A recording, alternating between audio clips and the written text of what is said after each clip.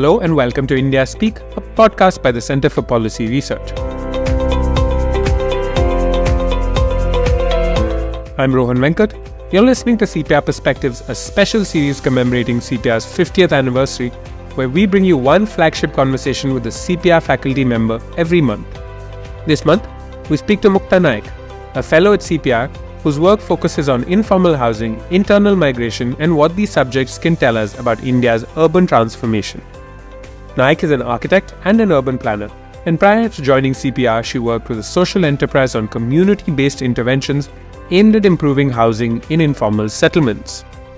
I spoke to Naik about the importance of boundary crossing when tackling subjects like migration and urbanization, her work on the Small City Dreaming Project, which looked at the aspirations and lives of young Indians beyond the big cities, what it means to look at cities and urbanization from a Global South perspective, and why she advises young scholars not to over-define their career pathways.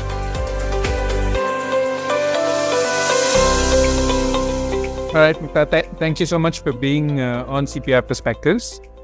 We have lots to dig into here, but I wanted to start at the very beginning. You've had a more unusual journey into the policy world than lots of others in this field.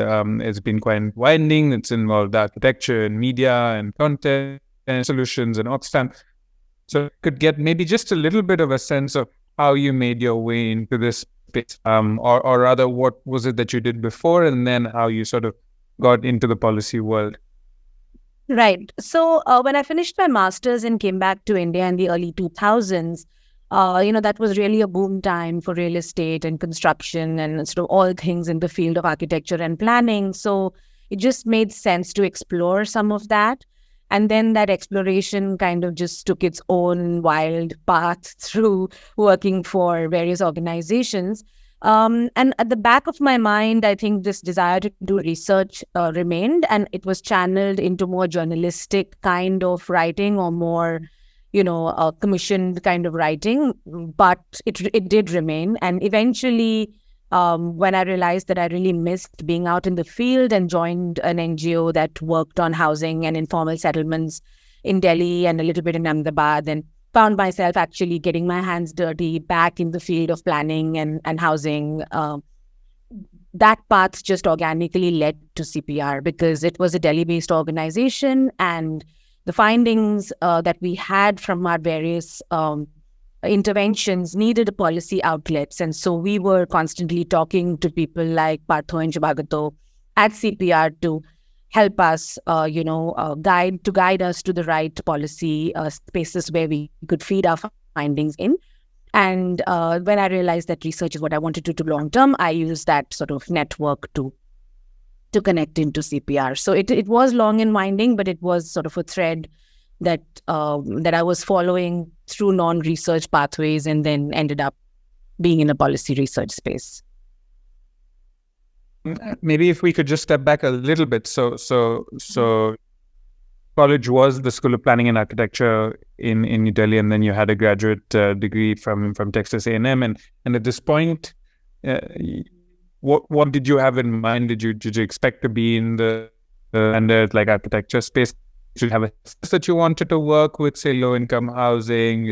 I'm curious what that worldview was.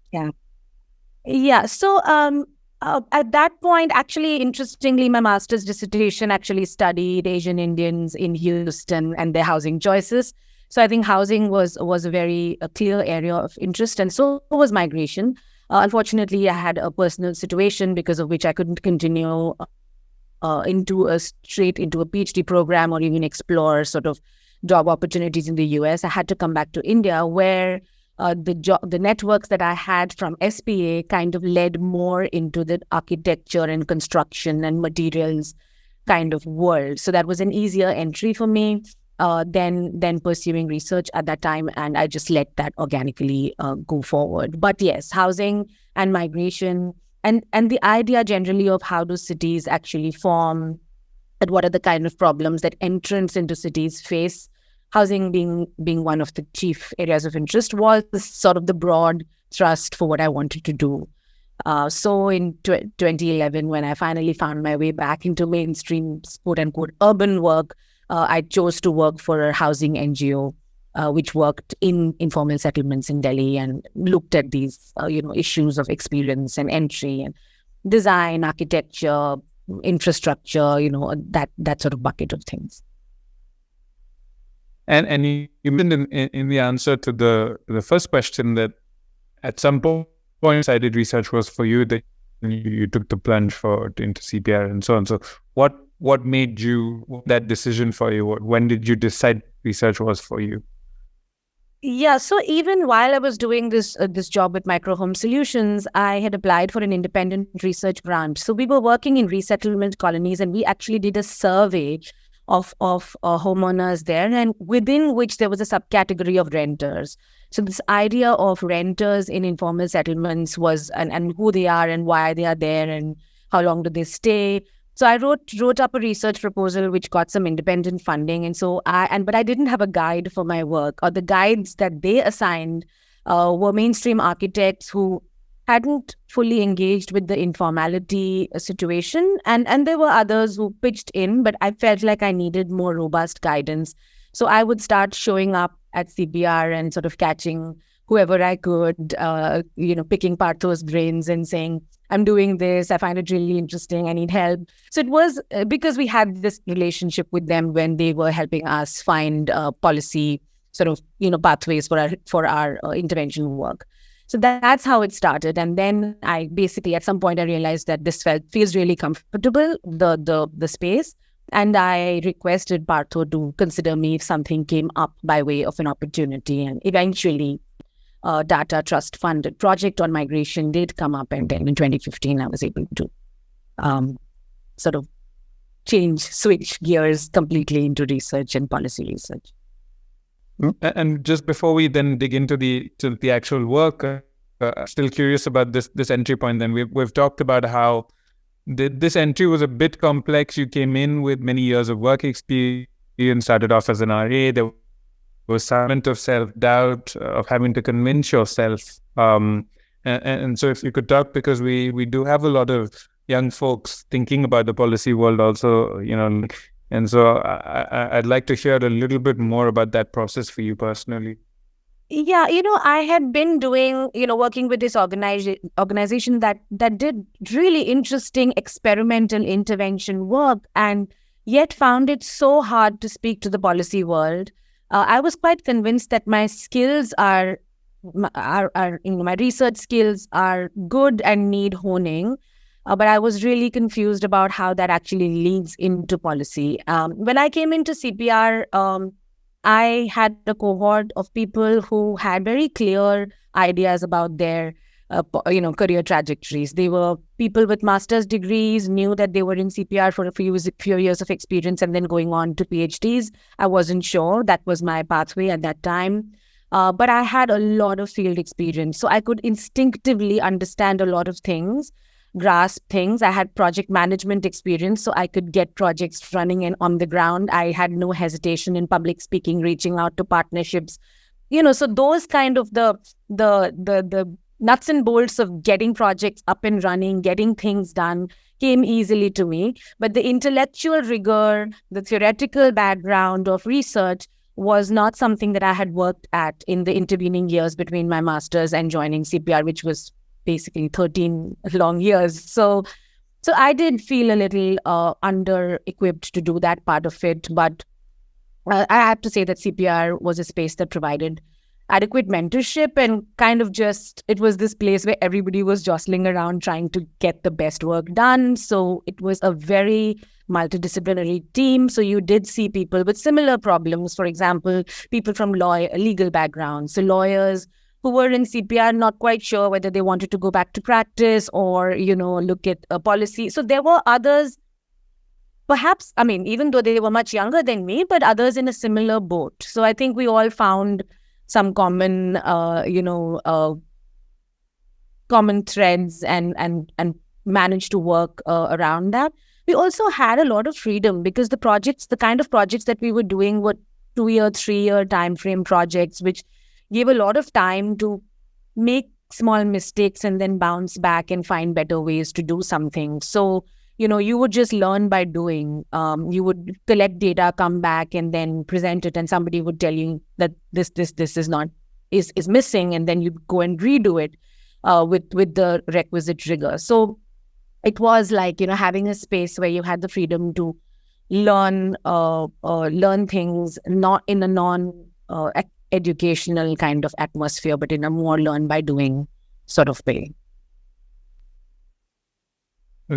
Got it. And so then, as you enter, you said you had this grant for a little project. You do lots of different things at CPR. So we'll try and organize this conversation into buckets, let's say, to figure out, to get a sense, or at least dip a little bit into each of those things. So if I'm not incorrect, this is informal rental. How then you were looking at initially?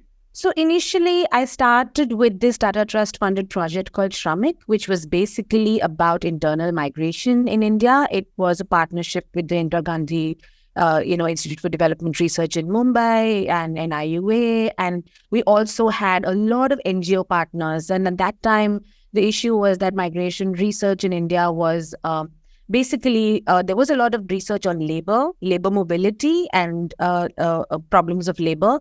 But migrants per se were being researched, not really researched as a category by themselves, but there were a lot of civil society organizations who had been helping migrants, especially at source, and beginning to see, see the problems at the urban destinations. So our interest was really to collate the knowledge that NGOs and civil society had, and sort of see how to develop a more rigorous research program around that. And I think my background coming from an NGO into a research organization, it was an easy entry for me because I understood the NGO world already, and I was able to build those collaborations. And we actually were able to publish papers in a special issue of Urban India, which were entirely authored by NGOs.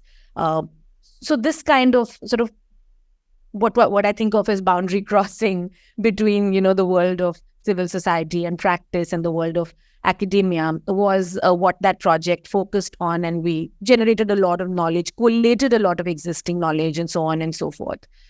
Within this, of course, I was parallelly doing the project on informal rentals, and the first paper that I published in 2015, which I wrote while I was at CPR, the data was collected in the pre-CPR days, but CPR is what actually gave me the confidence to put it out as an academic output.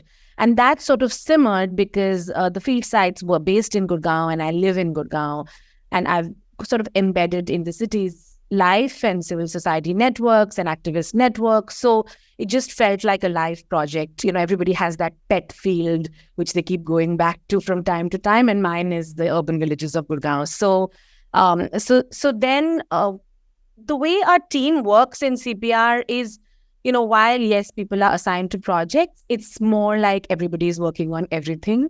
So while I was looking after this project, I was also helping others out or pitching into other projects. So this flagship project called Cities of Delhi, which Partho and Patrick Heller led, was finishing around the time that I joined. So I could come in to help just collate, the last bits, organize the dissemination events, and help out in that sense.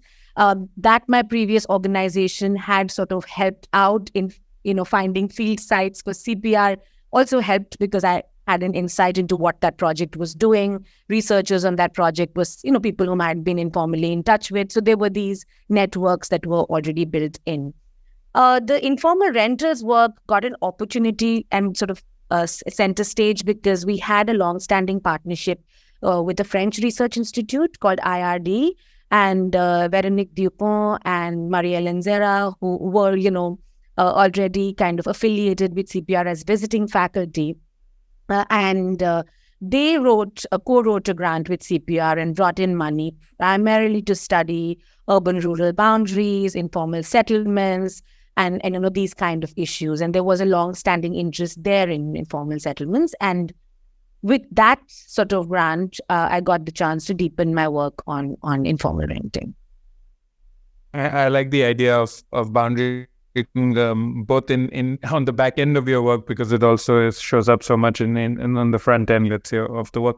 But yeah, tell me about this pets project then a little bit. What was your what were you looking for, and what did you find broadly in Gurgaon? Like what are the things that you were looking at that you something that you say is often So, like, when I first started looking at this, I think I had a more architect planner gaze on this. And I was thinking more in terms of people are building, they're adding floors. They're not adding floors for their own family expansion. They're adding floor to generate rental income.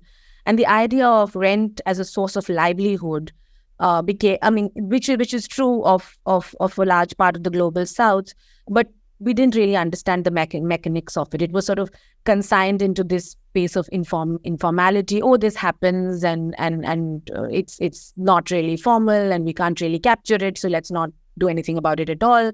But when I delved into it and started sort of spending a lot of time in the urban villages, I realized that there are a lot of social dimensions to it.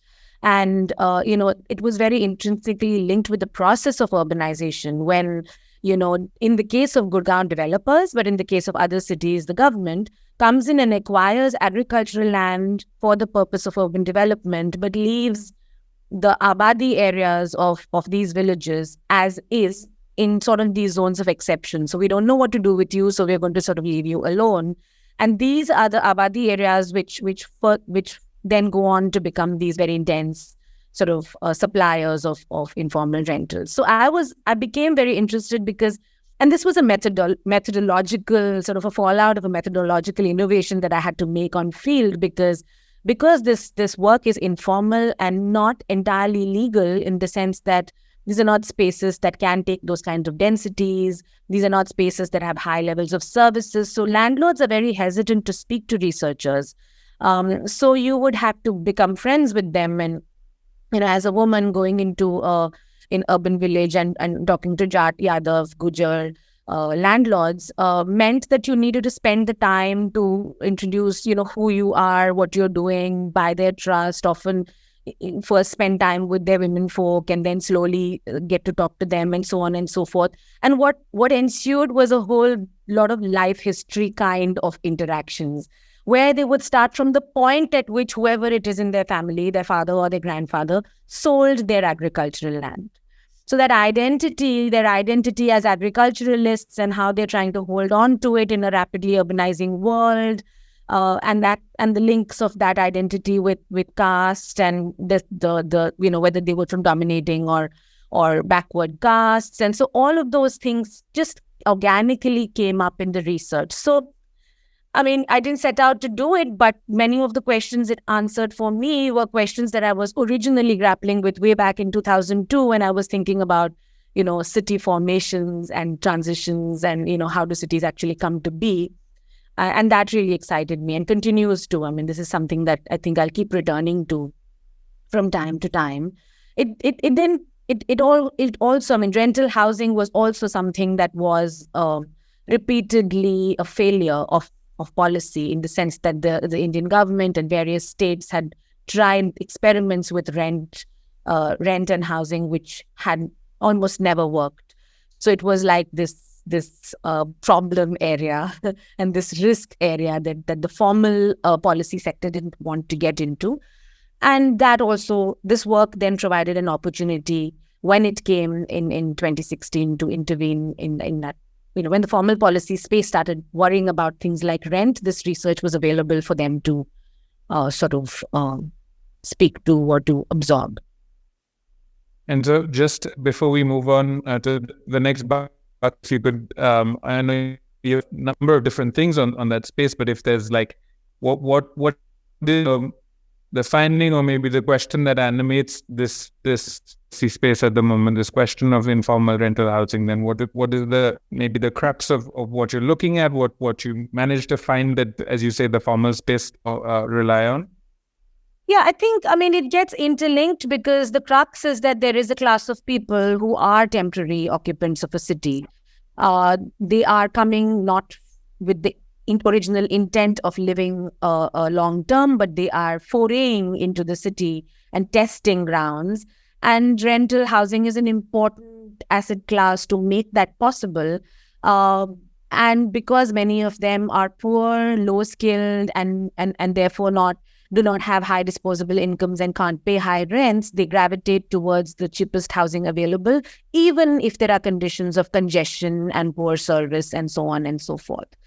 So the crux of this is that informality that allows them to do this with, oral agreements and substandard services is a really important service and an important infrastructure for cities if they are to absorb labor that eventually will, go on to become long-term residents. So that sort of links in through with my subsequent interest on looking at migrant communities in particular, because I found that that people were living in rental housing and remained itinerant, sort of very temporal occupants of the city for many, many, many decades. And this was really the disturbing part of it, that the structural transformation one imagines that, you come and then intergenerationally there is some sort of a progress and an embedding into the urban fabric wasn't really happening for many, many people. And that's something to worry about. And that then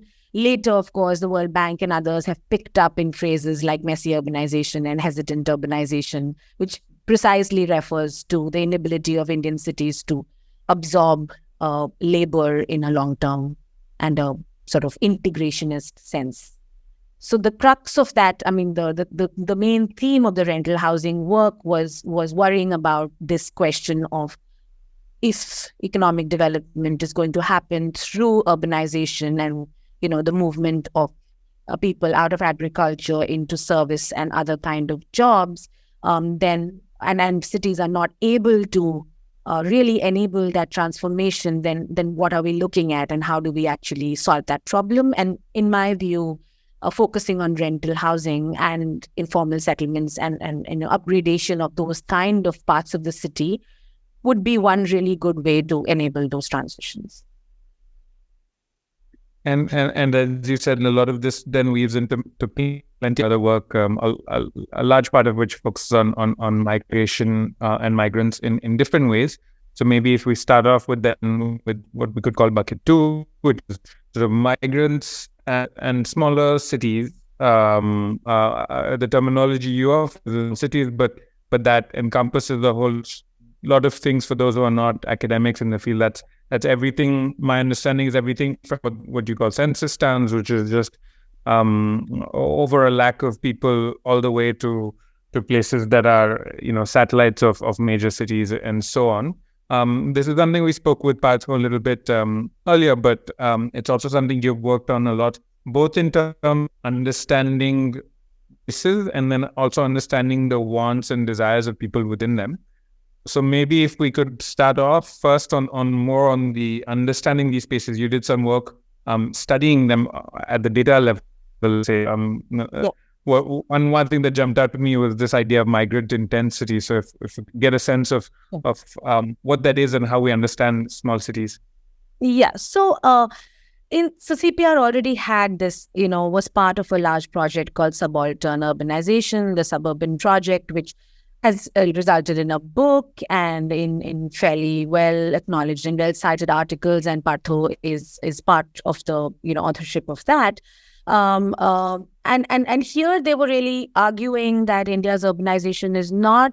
It was the opposite of migration. Actually, they were arguing that India is not urbanizing because people are moving en masse from poor rural parts of the country to relatively rich urban parts of the country. They were arguing that the poor rural parts of the country themselves are transforming through not just because they're getting denser. India is a populous country, so it's not hard to have dense rural areas. That's a historic fact, especially in the Indo-Gangetic plain, but also because of economic transformations.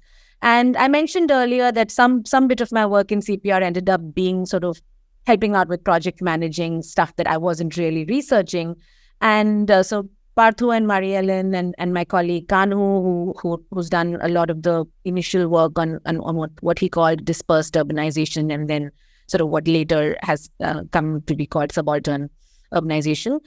They were actually doing field studies in Eastern India at the time. And so I was, sending people out there and then reading their field notes and attending all these suburban conferences and getting a fairly good idea of what's happening at that very small town level. But I had a long-standing partnership with another organization called Just Jobs Network and a friend of mine, Gregory Randolph, who had a more economic geography kind of thinking on this. And and so the question really was that, the economic transitions in these really small spaces are very informal in nature. But what happens to slightly larger cities where some agglomeration effects are there, meaning that there is an industry, there is some service cluster, some artisanal cluster, there's already some existing urban agglomeration that may have been there historically, or at least has been there for the last 50, 70 years. And what's happening there in vis-a-vis migration? Because even now we're still talking about the largest metropolises. The minute you say the word migrant, the image is Bombay, Delhi, Hyderabad, Chennai, so it can't be possible. And the statistics also show us that a lot of the migration is actually happening into other kinds of urban areas in India. So we deliberately did not go to the smallest ones and of course avoided the largest ones and tried to focus on the middle layer, somewhere between 100,000 and 500,000 people, sort of that population bandwidth, to sort of understand these are already cities. They've been cities for some time. They may not feel like the cities that you and me live in, but they're cities nevertheless. And it's not just India. It's if you look at sub-Saharan Africa or many, many developing parts of the world have this category of town, which doesn't get adequate policy attention. So what's happening there? And the idea of migrant intensity was not just to think of places as receiving migrants, but because they were so small, of also sending them away. Because they are clusters of education, they're clusters of sort of small-time accumulation by the rural landed. So something is happening in these places, and we looked at migrant intensity just as a measure of places that both receive and send migrants. I can't say it was very sophisticated data work because we are not, we're not sophisticated data scientists, but it was a very simplistic sort of exploration.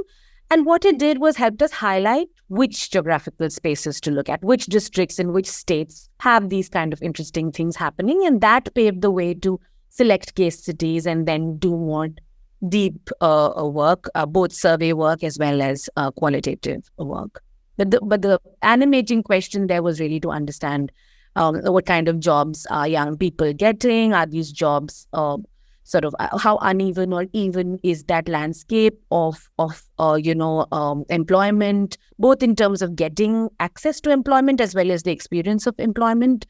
Gender was a big consideration here. Even then, I think a little bit before the question of women's workforce participation became the most urgent question on the policy landscape, we weren't looking at it from a FLFP perspective. We were looking at it just simply as, young people, and caste and gender were the two sort of angles that were, in the Indian context, important to consider. So we essentially wrote a project around that sort of question and then went into 2 cities in India and 2 cities in Indonesia to deep dive and sort of try and answer some of that.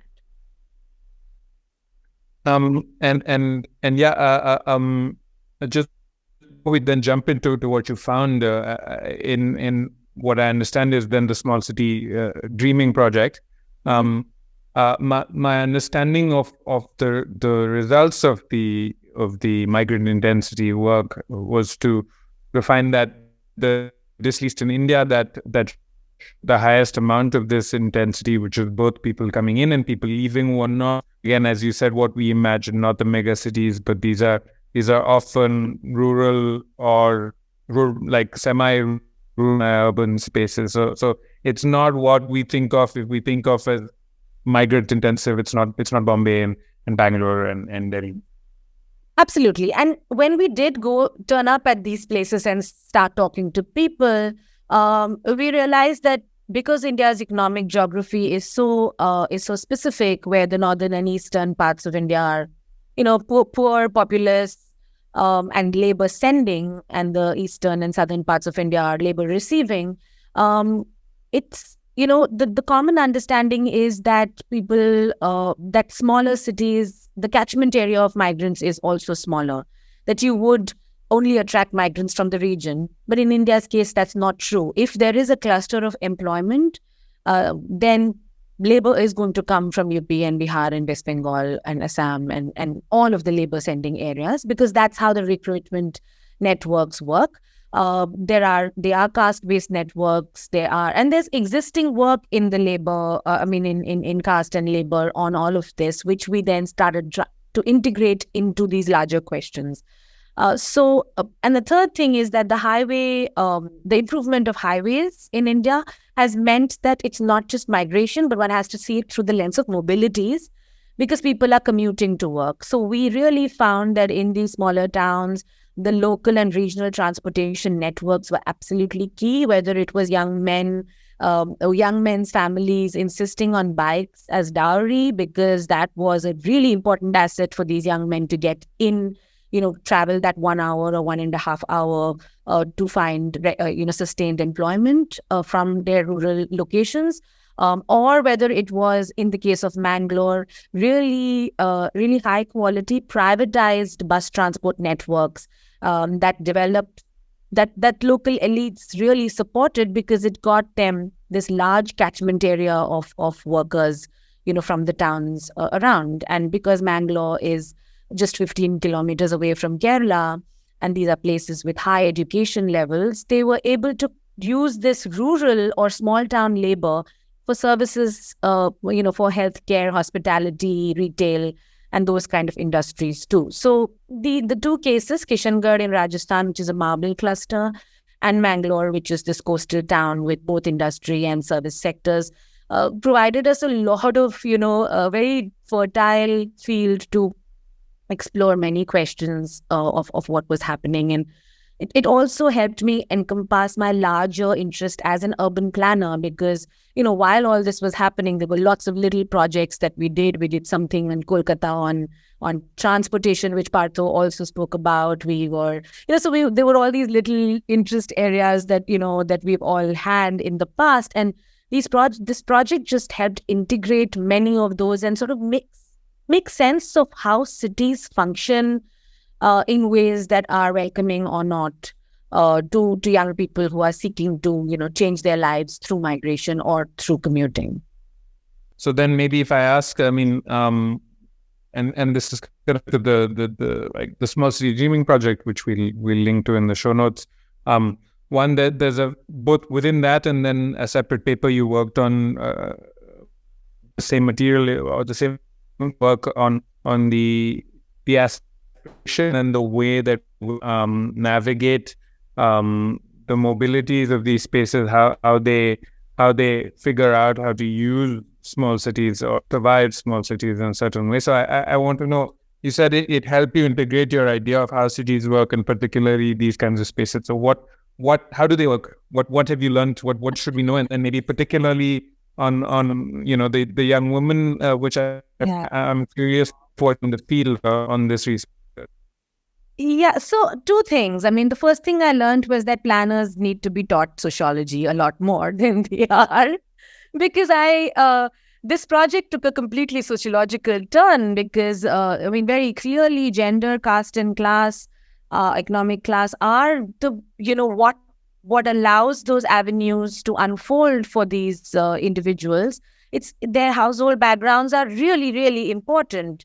And because we were not just doing interviews in the city, but actually trying to move out to see how these rural areas and cities were connected, we were able to hear the voices of a lot of young women who could have done those jobs but weren't allowed to, or could not even form aspirations because they were so conditioned to believing that they could only do XYZ kind of work, or that they couldn't work at all in the case of Kishangarh, for instance. So, this sort of self-censorship and self-control that they had exerted on their own aspirations was really interesting to me. But also that even within those boundaries, they were negotiating quite hard for better marriages, for more education. So, there is a very strong aspirational pulse that we found, especially among young women. Among young men, I think the pressure to give back to the family unit in terms of income was very, very high. And that almost stymied ambitions in some cases. It sort of became drudgery. We have to go, we have to earn it because that is what is expected of us, that is what is demanded of us. Um, Bangalore was a much more aspirational space. We could see migrants coming in from quite far, like as far as Maharashtra, even Assam, working in service sector jobs, and then sort of getting a lot of data and insights from the cosmopolitan nature of the city and forming new aspirations like going abroad, for instance, because a lot of Bangaloreans, like people in Kerala, aspire to go to the Gulf. So those aspirations transmit, and then you work back to see how you can build your skills and your networks to meet those aspirations, whether they actually take place or not. But that's sort of that's the kind of space that these cities are. And I suppose we need a lot more work to make sure that we can actually we can actually deliver on this. We can make those pathways more legible for young people, and I think some of that is already captured in much of the work on skilling. But the thing is that skilling is inside a larger landscape, and the city is a very important site. We cannot just think of skilling as an aspatial intervention. Where are you providing that skill? Is it in the village of origin? Is it in this sort of intermediate space where the person has already come and formed some aspirations? But our skilling programs would not allow somebody coming from Assam to Mangalore to access the government skilling programs because they would not be domicile residents of, that city or that district. So there are these sort of disconnects, and then they would have to rely on private skilling, which is more expensive, and then they would get into a debt trap. So there are a lot of misalignments in policy that the project revealed, that we tried to capture in our policy writing. But there's a lot more to unearth. I mean, frankly, we finished collecting data in 2019, just before the pandemic. And then during the pandemic, of course, the entire migration discourse took a very different turn, and that led to data collection about different sets of things like social protection and social welfare of migrants and so on and so forth. And now sitting in 2023 and trying to look back at all the data that I've collected, I can see that there's a larger story in which all of these pieces connect, which can then influence policy in some ways, but it's quite a lot to unpack. At the center of it, I keep coming back to the city and its governance and how lack of capacity of urban governance is actually a roadblock to many, many, many things. It's not just poor water supply and traffic congestion that, you and I, or air pollution that you and I experience, and that the lay public would cite most commonly as examples of poor urban governance. In today's context, heat waves maybe. But it's also all of these really, really important things for connecting the aspirations of rural people, the kind of labor that cities can benefit from, and giving them sort of the pathway to make all of that happen. Housing, of course, is also a very important component in there. Where do they stay? And, they have to make choices between decent living and remitting money home, and that's a really hard choice to make. So is the city really thinking about, or our city, the elite who take governance decisions in the city, are they in a position to even think about, or are they cognizant about the kind of trade-offs that a struggling young person in a city is making at this point of time? My understanding is that as you into the pandemic, having finished at least the field work on that previous project that we were talking about, you started to then, as you have suggested in the last few minutes, about governance of these spaces in general, not just governance, the space of the pathways through them, how migrants negotiate these spaces.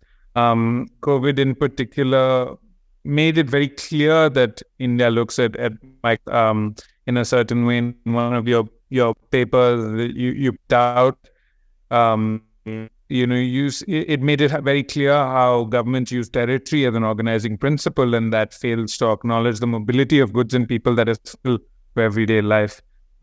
So yeah, I'm interested in where that work took you. You mentioned social protection.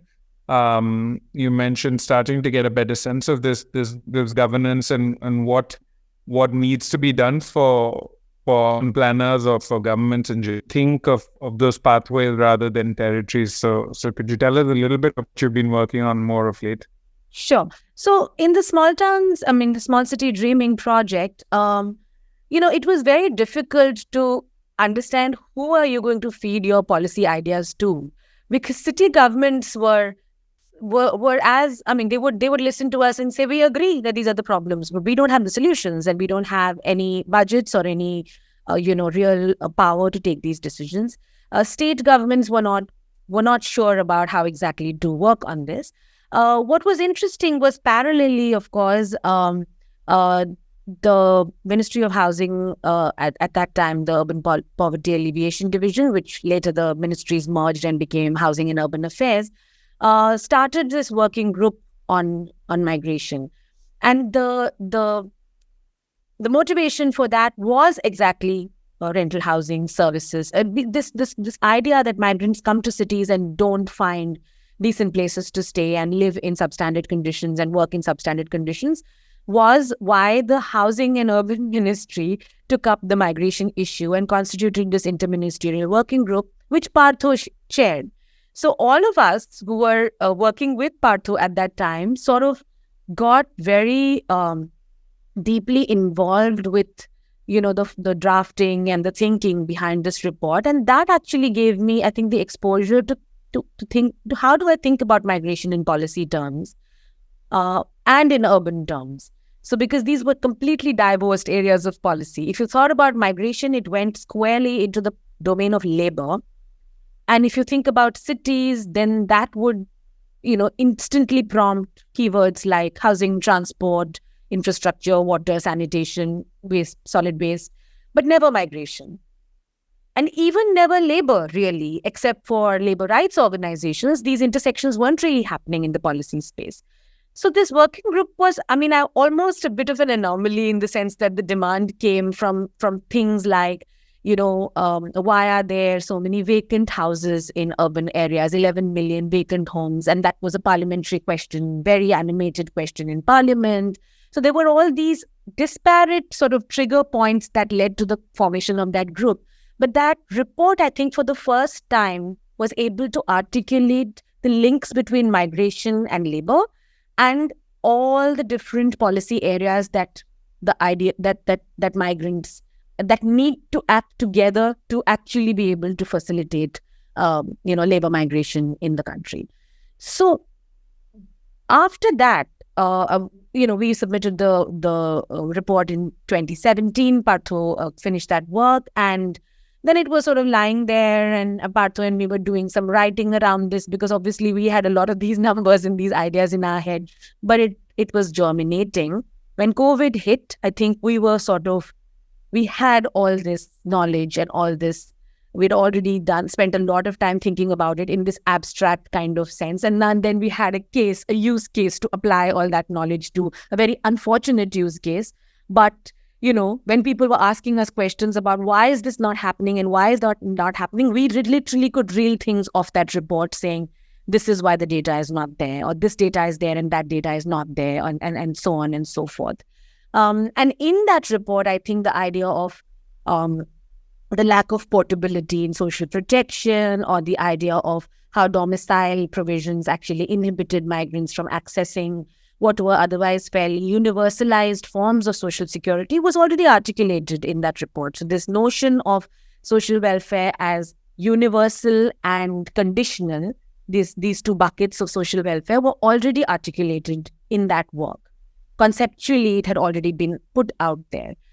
So the work that we did during COVID, we could sort of then, talk. We did a lot of primary work then too, of course, over Zoom, but we could frame it. We had a framework to make sense of what people were telling us. How has that played out since you've done other? You wrote Ritu. In fact, you wrote about low-hanging fruit in terms of migration and some of these policies in 2018.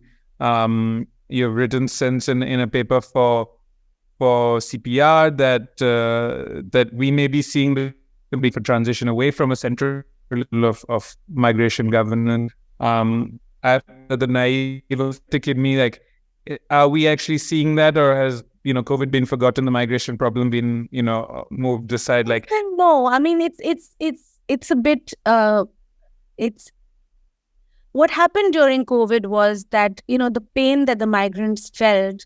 I think that the memory of that pain is very much, it lives on in the source areas. Destination areas are able to forget, because the governance of migrants in destination areas is pretty much outsourced to employers. Cities don't take responsibility for labor migrants as such, unless they are, using city services or are more integrated into the city. But we saw during COVID that a vast majority of the people who really suffered were living on work sites, on factory floors, and and they were not permanent residents of the city anyway. They were in some form of circulation all of the time. And the governance of those kind of folks for cities is the employer's headache. I mean, frankly, there is really no data and no way that the cities can currently even really do anything to help, unless there is a big trust and a big push to do that. But at the source areas, when migrants came, and they remained for a long time, because the return to the cities happened gradually, it happened unevenly, depending on which industries, were able to get back up and running first. And women and children, of course, were the last to come back. They were left in the villages, when families went back home. So I think in the source states, this question of the problems of the migrants and the kind of miseries that they face was animated for a much longer period of time. So you see that there is like a statewide survey happening right now in Jharkhand. They've just finished it. They're trying to put the results together. There's another one happening in Orissa. So all of those examples that I take in the paper I did for CPR, it goes to show that there were always initiatives by states who were sending out migrants. Orissa, for instance, has always been proactive in this space. But these initiatives are not institutionalized. They are one-off. Somebody does something, it works. One civil society organization learns how to do something really well. That gets embedded into one state department, but they're only able to do it with certain destination states, but not with other destination states. They have bilateral agreements between state A and state B, but the same kind of bilateral agreement doesn't really get replicated among other states. So I think within states, source states, there is I wouldn't say there's a sense of urgency, but there is the sort of this simmering issue that the poverty and the distress is linked with the migration issue. And so we will have to get a sense of how many migrants do we have, where do we have, what work do they do, where do they go, so that we're in a good position to negotiate with the destination areas when they are if they are to face problems at destination. So I don't think the idea is, and there's a subtle shift from the language of stop migration, don't let people go, to we can't help people leaving because we don't have the kind of opportunities that they should have here. They have better opportunities elsewhere. But we should know enough to be able to negotiate with employers and state governments elsewhere if we need to. Because COVID gave them that experience. When they had to transport migrants home, they were talking. I mean, principal secretary of one state was talking to the principal secretary of the other state and giving numbers on how many migrants, how many buses, how many Shramik trains, and what have you. So that sort of bilateral activity really increased. And it remains to be seen whether the center will also step in to facilitate and smoothen some of this. And I think that's still a work in progress because there isn't that much pressure. And you're right, in that sense, the migrant crisis is forgotten, and there's sort of a narrative that we've done what we needed to do to deal with it. So that's how I see it, at least at this point. One of the things you've said you're interested in is feeding migration and small cities research back into not just the Indian discourse, but also the international discourse on urban planning, urbanization, urban policy. And I found the focus on India and Indonesia and the Small Cities Dreaming Project very interesting. This is not a space I'm very familiar really quite refreshing to not be theorizing and looking at data that are primarily this country plus the West. So could you tell me a little bit more about that? Is it something you see pretty often in this space where you pair and look at countries and are you seeing that being able to drive your research into the international discourse on these things?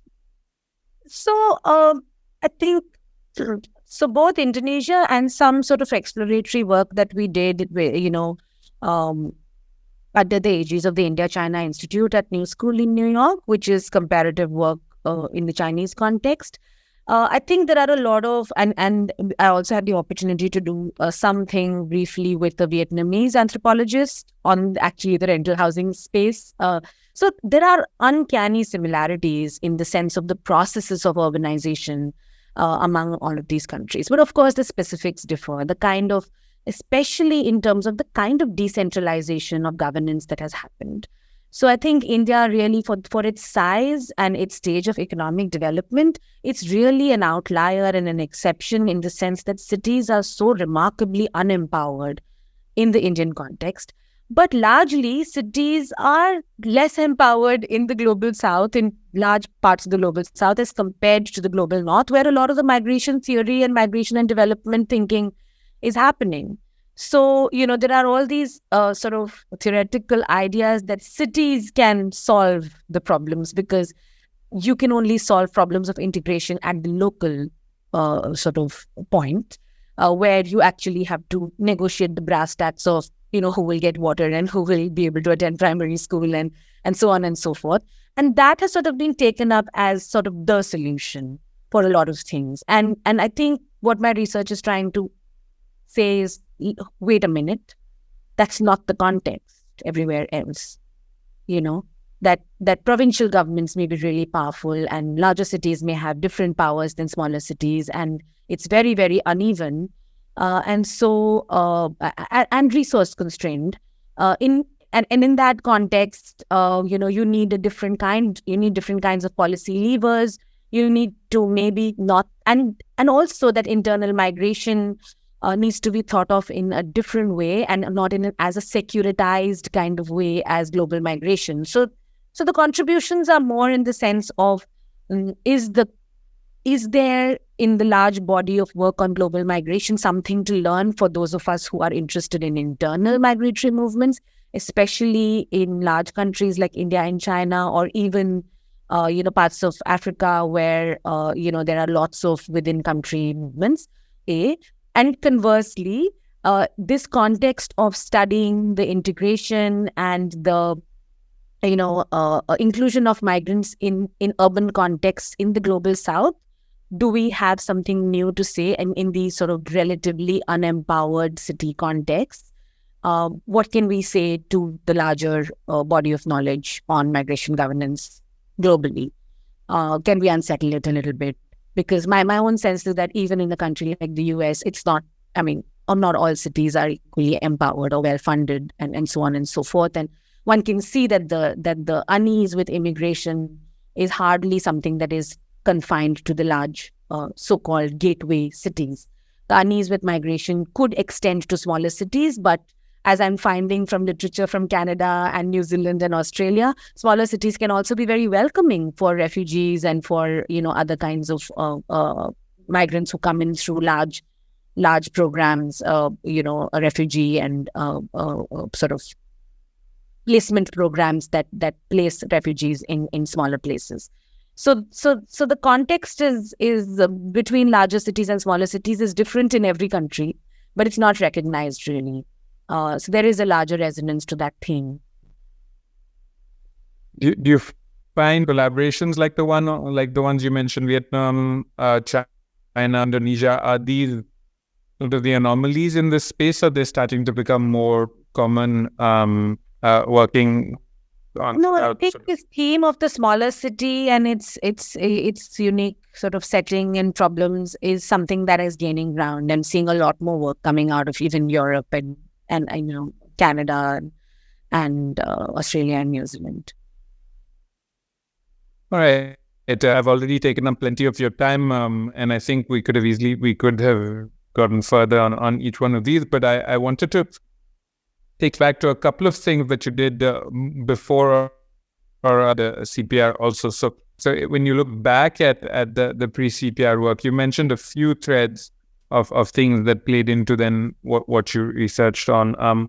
And particularly, I want to flag for listeners and readers living in the city and your project to write every day for a year, and how that has had you evolve as a researcher and a writer, on that front. So if you could tell readers a little bit about that, and tell me what you make of how that has flowed into your work as a researcher. Sure. Thanks for that question, Rohan. It's always good to have an opportunity to talk about your pet projects.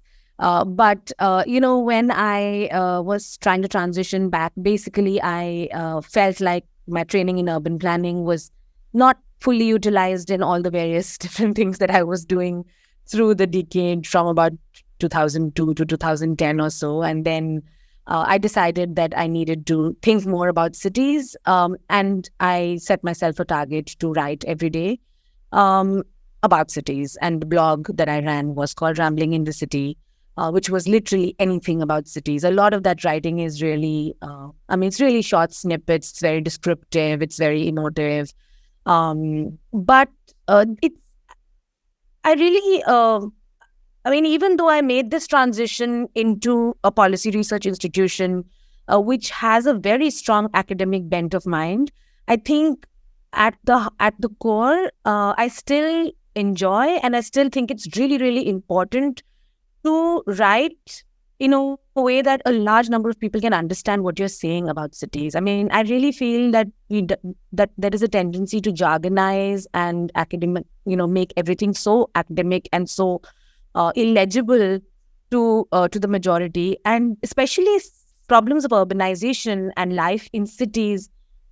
It's close to so many people because the urban experience is everybody's experience. Even for people who live in villages and visit cities, the city is a spectacle. It's something to be experienced, and everybody has an opinion about the nearest town or sheher.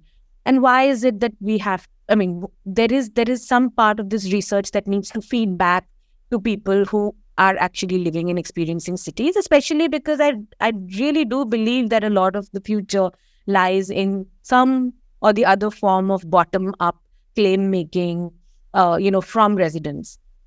So if we have to shape the quality of those claims and the content of those claims, then as policy researchers, writing to a larger audience is really, really important to me. So Rambling in the City prepared me to do that. And through the CPR journey also, there's been a constant attempt to write op-eds and, lighter pieces which synthesize the research, retain the rigor, but sort of interpret the findings for a wider audience.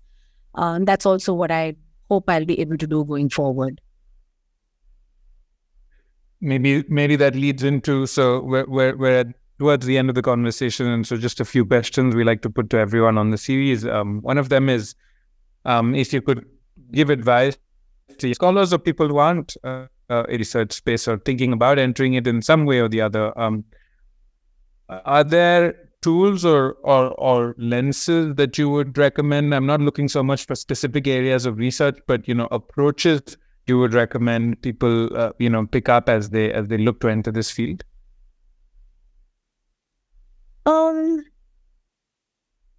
I feel like research is a part of so much work that is happening even in the practice space. A lot of the consulting work involves some or the other form of research. I think that there is, when I speak to young people, I find that the career pathways are over-defined in their minds. Like, they imagine that policy research is like a specific and a very rigid kind of a career pathway, which it clearly is not. If you see my example or the example of the people you've interviewed, even just from the small bunch of folks you've spoken to at CPR. So I would say that you need to pick up the tools to do research, and a lot of it can be self-taught. by looking for opportunities to be parts of teams that are going out and finding things. And it doesn't have to be called research. It can be just like, okay, we are curious and we're going to find out stuff. Or it could be that you're actually trying to do work on a solution, but instead of reading 5 reports and writing something about it, maybe you can step out and talk to 5 people as well. So that first-hand experience, it's hard. I know it requires a certain amount of confidence and interlocution, and that means that you have to go and ask someone for help, which is, I think, daunting for a lot of people. But I would advise that ask for it, and it might actually turn up like it did for me when I needed it. Yeah, that's great advice. Are there misconceptions about your area of work? Yourself having to correct all the time, not just from the lay public students, but even fellow scholars? Yes, I think research is not very well understood in the sense that what does it do? So there's this idea that, and I think Partho spoke about it as well a little bit, this idea that researchers, do some abstract stuff. It's a bit of an ivory tower. And everything that I've done is anything but an ivory tower. The uncertainty that researchers, especially policy researchers, have is often the avenues of feeding your findings into the world of policy are not direct at all. It's not like somebody in a decision-making position has commissioned you to do XYZ research. You go out, you find the answers, you tell them, and they take it or leave it, or they adapt some of your suggestions. It's really not as straightforward as that. A lot of it's a feedback loop that we have as researchers with all kinds of actors, other researchers, students, academicians. Talking to students and changing the way they think about their own training is also a method of policy impact. Civil society is a huge sort of space which I think we derive information from, but also give back to, because they are interlocutors in the policy space, whether they are NGOs, whether they are RWAs, whether they are, local informal community leaders or frontline workers, whoever those actors are whom you are speaking to. That closing the feedback loop has been, I think, is the most gratifying part of the job. And I think coming back to the misconceptions, a lot of people I speak to don't really even see that is something that policy researchers would be doing. They just assume it's a linear chain that starts with the generation of a question and sort of ends with the answering of that question. But actually it goes back to the start where the question, your answers have to be fed back to your interlocutors, generates a new sets of questions. And I think Avani really brought that out well when she was speaking to you. So I would say that that's also true in my domain, that it's we never find clear answers. It's a continuously evolving space. Yeah, as someone who worked in journalism, we were expected to find clear answers every day. This is and a useful reminder. In terms of you've done lots of work, lots of published work over the years, and we'll try and link to some of that. Is there anything you would point? A couple of pieces you point. I know it would be hard to say something that it's your work, but what would you like to point readers to from the thing, or tell us maybe about something that you're working on? Something that I'm working on right now, or something that I've already published? So a bit of both. If there are a couple of pieces that you'd like to point to that you that are out there also, and then a little bit about what you're working on at the moment. Yeah, I really like reading back the work that I did during COVID.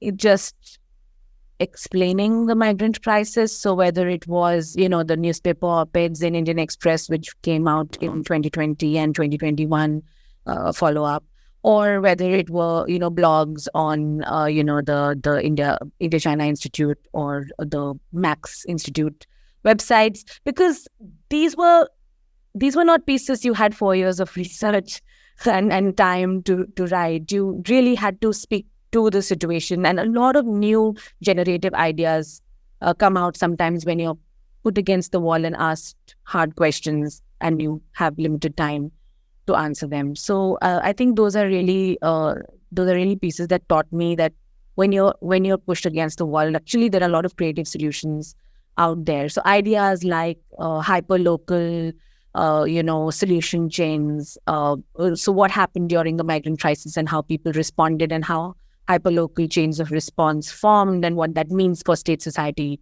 relations and for urban governance broadly. I mean, that's an idea that was generated but in that time, and it's in this particular piece that that was published in Urbanization.